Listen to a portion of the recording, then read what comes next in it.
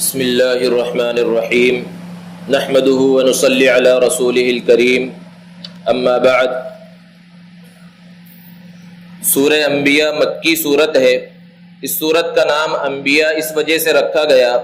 کہ اللہ رب العزت نے تقریباً 17 انبیاء کرام علیہم السلام کے واقعات کو اس صورت میں بیان فرمایا ہے۔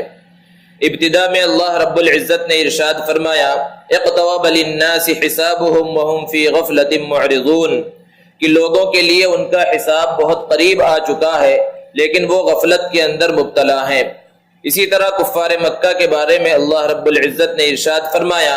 کہ جب بھی کوئی نیا حکم آتا ہے، نبی کریم صلی اللہ علیہ وسلم پر نئی آیت نازل ہوتی ہے تو یہ لوگ اس کا مذاق اڑاتے ہیں اور آپس میں اس طرح کی بات چیت کرتے ہیں کہ یہ کیسے رسول ہیں جو تمہاری ہی طرح ہیں۔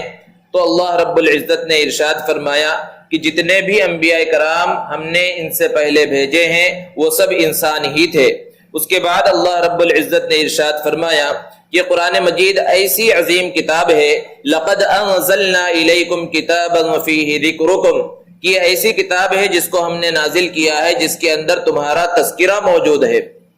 پھر اس کے بعد اللہ رب العزت نے اپنی قدرت کو، اپنی تخلیقات کو بیان فرمایا کہ کس طرح کن کن چیزوں کو اللہ رب العزت نے پیدا فرمایا ہے۔ اللہ رب العزت نے دلیل دیتے ہوئے ارشاد فرمایا کہ یہ زمین اور آسمان پہلے ملے ہوئے تھے، ان السماوات والارض كانتا رتقا ففتقناهما، کہ زمین اور آسمان دونوں ملے ہوئے تھے، ہم نے ان کو الگ کیا۔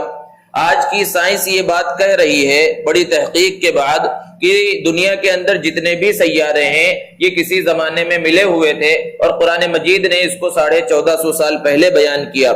اس کے بعد دوسری چیز اللہ نے بیان فرمائی وَجَعَلْنَا مِنَ الْمَاءِ كُلَّ شَيْءٍ حَيٍّ، کہ پانی کے ذریعے ہر چیز کو ہم نے زندگی عطا کی ہے، کہ زندگی پانی سے ہی ہے۔ اس کے بعد بیان فرمایا کہ زمین میں ہم نے بڑے بڑے پہاڑ رکھ دیے ہیں تاکہ یہ زمین ہلے نہ۔ اس کے بعد اللہ نے بیان فرمایا کہ اس زمین میں ہم نے راستوں کو بنایا اور آسمان کو ایک محفوظ چھت بنا دیا ہے۔ پھر اسی طرح ہم نے دن کو، رات کو، سورج کو اور چاند کو پیدا فرمایا۔ پھر آگے ارشاد فرمایا کل فی فلک یسبحون، یہ سورج، چاند اور ستارے سب کے سب اپنے اپنے دائروں کے اندر تسبیح کے اندر مشغول ہیں۔ پھر اس کے بعد اللہ رب العزت نے حضرت ابراہیم علیہ السلام کے ایک واقعے کو بیان فرمایا کہ انہوں نے قوم کے لوگوں سے کہا تھا کہ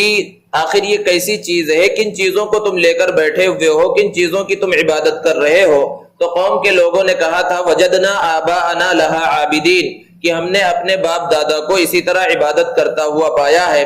تو حضرت ابراہیم علیہ السلام نے فرمایا تھا لقد کنتم انتم وآباؤکم فی ضلال مبین، کہ تم اور تمہارے باپ دادا سب کے سب کھلی ہوئی گمراہی میں تھے۔ اس سے یہ سبق ملتا ہے کہ اگر اسلام کے خلاف کوئی حکم ہماری زندگیوں کے اندر ہو اور بتایا جا رہا ہو کہ یہ اسلام کے خلاف ہے، تو بہت سے لوگ ہیں جو کہتے ہیں کہ بھئی ہم باپ دادا سے ایسے ہی کرتے ہوئے چلے آ رہے ہیں، تو یہ کہنا یہ کافروں کا طریقہ ہے۔ اس کے بعد حضرت ابراہیم علیہ السلام نے ایک مرتبہ مشرکوں کے سامنے کہا میں تمہارے معبودوں کو دیکھ لوں گا، اور پھر اتفاق سے ان کے ایک میلے کا دن آیا اور وہ سب لوگ اپنے علاقے سے باہر میلے کے اندر شریک ہونے کے واسطے چلے گئے۔ حضرت ابراہیم علیہ السلام ان کے سب سے بڑے بت خانے میں پہنچے اور سارے بتوں کو ایک ایک کر کے توڑ دیا۔ پہلے ان کو مخاطب کر کے کہا، ان کے سامنے طرح طرح کے کھانے اور چڑھاوے رکھے ہوئے تھے کہ یہ سب تم کیوں نہیں کھا رہے ہو؟ اس کے بعد کلہاڑی سے سب کو توڑ دیا اور بڑے کو چھوڑ دیا، اور کلہاڑی بڑے کے گردن میں لٹکا کر واپس آ گئے۔ قوم کے لوگ جب اپنے عبادت گاہ کے اندر واپس پہنچے تو اپنے معبودوں کی اس حالت کو دیکھا تو بعض لوگوں کے ذہن میں فوراً یہ بات آئی کہ یہ حضرت ابراہیم علیہ السلام کا کام ہے۔ حضرت ابراہیم علیہ السلام کو بلایا اور ان سے پوچھا اَأَنْتَ فَعَلْتَ هَذَا بِآلِهَتِنَا یا ابراہیم، کیا تم نے ہمارے معبودوں کے ساتھ یہ کیا ہے؟ تو حضرت ابراہیم نے کہا کہ ان کے بڑے نے کیا ہے، اسی سے پوچھ لو اگر یہ بول سکتا ہے۔ تو خود وہ لوگ شرمندہ ہو گئے اور ان کے ذہنوں میں یہ بات آئی کہ آخر ہم کیسی چیزوں کی عبادت کر رہے ہیں جو نہ بول سکتے ہیں نہ سن سکتے ہیں۔ لیکن پھر انہوں نے کہا کہ ابراہیم تم اچھی طرح سے جانتے ہو کہ یہ نہ بول سکتے ہیں نہ سن سکتے ہیں۔ حضرت ابراہیم علیہ السلام کو اسی چیز کا انتظار تھا۔ ان سب لوگوں کے سامنے کہا کہ افتعبدون من دون اللہ ما لا ينفعکم شیئا ولا یضرکم، کہ اللہ کو چھوڑ کر تم ایسی چیزوں کی عبادت کر رہے ہو جو نہ تمہیں نفع پہنچا سکتے ہیں اور نہ نقصان پہنچا سکتی ہیں، اف لکم، تم پر اور تمہارے معبودوں کے اوپر افسوس ہے۔ اس کے بعد حضرت ابراہیم علیہ السلام کو جلانے کا جو واقعہ ہوا اور اللہ رب العزت نے آگ کو صحیح سالم، آگ کے اندر حضرت ابراہیم علیہ السلام کو صحیح سالم رکھا، اس کو بیان فرمایا۔ پھر اس کے بعد اللہ رب العزت نے دیگر انبیاء کرام کا تذکرہ فرماتے ہوئے حضرت سلیمان اور حضرت داؤد کا تذکرہ فرمایا۔ حضرت داؤد علیہ السلام کے واسطے لوہے کو نرم کر دیا تھا کہ وہ جس طرح چاہتے تھے اس کو موم کی طرح بدل دیا کرتے تھے اور زرہیں بنا لیا کرتے تھے۔ اسی طرح حضرت داؤد علیہ السلام کی آواز بہت اچھی تھی، وہ جب کچھ پڑھتے تھے، زبور کی تلاوت وغیرہ کرتے تھے تو پرندے بھی ان کے ساتھ تلاوت کے اندر مشغول ہو جایا کرتے تھے۔ پھر اس کے بعد حضرت ایوب علیہ السلام کو اللہ رب العزت نے آزمائش کے اندر مبتلا کیا تھا، اس کا تذکرہ فرمایا، اور پھر کس طرح ان کو بیماری سے اللہ رب العزت نے نجات دی، اس کو بیان فرمایا۔ پھر اس کے بعد حضرت یونس علیہ السلام کا تذکرہ فرمایا، نام لے کر تذکرہ نہیں فرمایا بلکہ مچھلی والا کہہ کر مخاطب کیا ہے، اور اللہ رب العزت نے بیان فرمایا کہ جب وہ مچھلی کے پیٹ کے تاریکی میں چلے گئے تو انہوں نے لا الہ الا انت سبحانک انی کنت من الظالمین کہا، تو ہم نے اس تاریکی سے اور اس اندھیرے سے ہم نے ان کو نجات دی۔ پھر اس کے بعد سورہ حج ہے، اس سورت کا نام حج اس وجہ سے رکھا گیا کہ اللہ رب العزت نے حضرت ابراہیم علیہ السلام کی زبانی اس سورت میں حج کا اعلان کیا ہے۔ جب حضرت ابراہیم علیہ السلام کعبۃ اللہ کی تعمیر سے فارغ ہو گئے تو اللہ رب العزت نے کہا کہ اب لوگوں میں حج کا اعلان کر دو۔ حضرت ابراہیم علیہ السلام نے ارشاد فرمایا کہ اے پروردگار، اگر میں یہاں کھڑے ہو کر حج کا اعلان کروں گا تو زیادہ سے زیادہ مکہ والے سن لیں گے اور باہر کے لوگ کیسے سنیں گے؟ اللہ رب العزت نے ارشاد فرمایا علیک الاذان وعلینا البلاغ، کہ اعلان کرنا آپ کا کام ہے اور اس کو پہنچانا ہمارا کام ہے۔ چنانچہ حضرت ابراہیم علیہ السلام ایک چھوٹی پہاڑی کے اوپر چڑھ گئے اور حج کا اعلان کیا، تو روایتوں کے اندر ہے کہ اس وقت دنیا میں جتنے لوگ باحیات تھے، دنیا کے کسی بھی کونے میں، ان سب لوگوں نے اس اعلان کو سنا، اور جو لوگ روحوں کی شکل میں تھے، ابھی دنیا کے اندر نہیں آئے تھے، ان سب نے بھی اس اعلان کو سنا، اور جس نے حضرت ابراہیم علیہ السلام کے اعلان کو سن کر لبیک کہا اسے حج کی توفیق ملتی ہے، اور جس نے جتنی مرتبہ لبیک کہا اسے اتنی مرتبہ حج کی توفیق ملتی ہے۔ اسی کو اللہ رب العزت نے بیان فرمایا کہ وَأَذِّنْ فِي النَّاسِ بِالْحَجِّ، کہ لوگوں میں حج کا اعلان کر دو، یَأْتُوكَ رِجَالًا وَعَلَى كُلِّ ضَامِرٍ يَأْتِينَ مِنْ كُلِّ فَجٍّ عَمِيقٍ، لوگ آپ کے پاس پیدل اور ہر طرح سے دنیا کے کونے کونے اور چپے چپے سے آئیں گے۔ اور آج بیت اللہ کا اور کعبۃ اللہ کا حال دیکھیے کہ حضرت ابراہیم علیہ السلام نے جو اعلان کیا تھا اس اعلان کا نتیجہ کیا ہوا کہ ایسا محسوس ہوتا ہے کہ کعبۃ اللہ کے اندر کوئی میگنیٹ لگا ہوا ہے جو دنیا کے کونے کونے اور چپے چپے سے لوگوں کو اپنی طرف کھینچ رہا ہے، اور لوگ پہاڑوں کو روند کر اور سمندروں کو پار کر کے دنیا کے کونے کونے سے حج اور عمرے کے لیے مکہ المکرمہ پہنچ رہے ہیں بیت اللہ کے دیدار کے واسطے۔ اس کے بعد اللہ رب العزت نے قربانی کو بیان فرمایا، اور قربانی کا تذکرہ فرمانے کے بعد ارشاد فرمایا لن ينال الله لحومها ولا دماؤها ولكن يناله التقوى منكم، کہ قربانی کا جانور انسان ذبح کرتا ہے تو اللہ کو نہ تو اس کا گوشت پہنچتا ہے اور نہ خون پہنچتا ہے اور نہ اللہ کو اس کی ضرورت ہے، بلکہ کتنے اخلاص کے ساتھ، کتنے تقوی کے ساتھ انسان نے قربانی کی ہے وہ اللہ رب العزت کے پاس پہنچتا ہے۔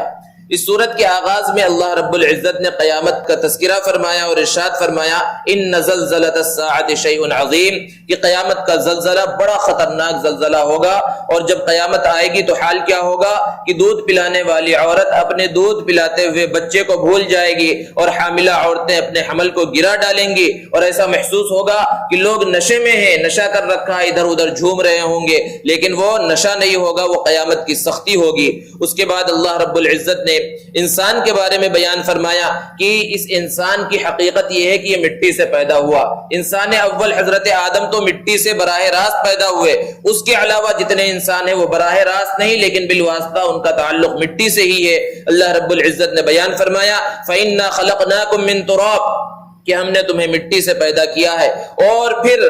ایک کے بعد ایک جو مرحلے ہیں پیدا ہونے کے اللہ نے بیان فرمایا کہ مٹی سے ہم نے پھر تمہیں نطفے کی شکل میں تبدیل کیا، پھر جمے ہوئے خون کی شکل میں ہم نے تمہیں تبدیل کیا، پھر لوتھڑے کی شکل میں تبدیل کیا، پھر گوشت کی شکل میں تم آ گئے، اور پھر ہم نے تمہارے اندر جان ڈال دی، پھر اس کے بعد تم دنیا کے اندر آ گئے، پھر تمہارا بچپنا رہا، ثم لتبلغوا اشدکم ومنکم من یتوفى ومنکم من یرد الی ارذل العمر، اور پھر دنیا میں آنے کے بعد حال کیا ہے کہ کسی کا بچپنے میں انتقال ہو گیا، کسی کا بھری جوانی کے اندر انتقال ہو گیا، کوئی ادھیڑ عمر کو پہنچا اور کوئی آخری عمر کو پہنچا، اور کوئی ارذل عمر یعنی ایسی عمر کو پہنچ گیا جہاں وہ بڑھاپے کے زیادہ ہونے کی وجہ سے کچھ سمجھتا بھی نہیں ہے۔ ان سب چیزوں کو اللہ رب العزت نے بیان فرمایا تاکہ انسان خود اپنے آپ میں غور کرے۔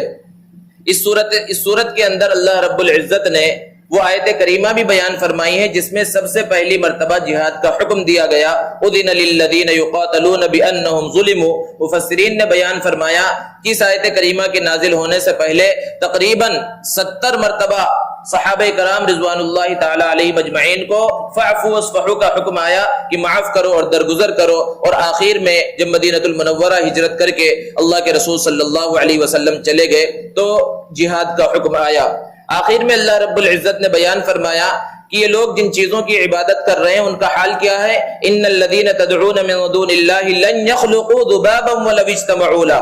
یہ معبودان باطلہ مل کر، اللہ نے تو یہ سب کچھ پیدا کر دیا، اتنی بڑی کائنات پیدا کر دی، لیکن یہ معبودان باطلہ مل کر ایک مکھی کو نہیں پیدا کر سکتے۔ مکھی پیدا کرنا تو دور کی بات ہے، وَإِن يَسْلُبْهُمُ الذُّبَابُ شَيْئًا لَا يَسْتَنقِذُوهُ مِنْهُ، مکھی ان کے کھانے پر جو چڑھاوے ان کے سامنے رکھے ہوئے ہیں اس کو اٹھا کر لے جانے لگے تو اس کو روکنے پر بھی قادر نہیں ہے، اپنے اوپر مکھی بیٹھ جائے تو اس کو ہٹانے پر بھی قادر نہیں ہے۔ یہ ان معبودان باطلہ کا حال ہے، اور اللہ رب العزت کا حال کیا ہے؟ اللہ رب العزت نے خود بیان فرمایا کہ وہ کتنی قدرت والا ہے۔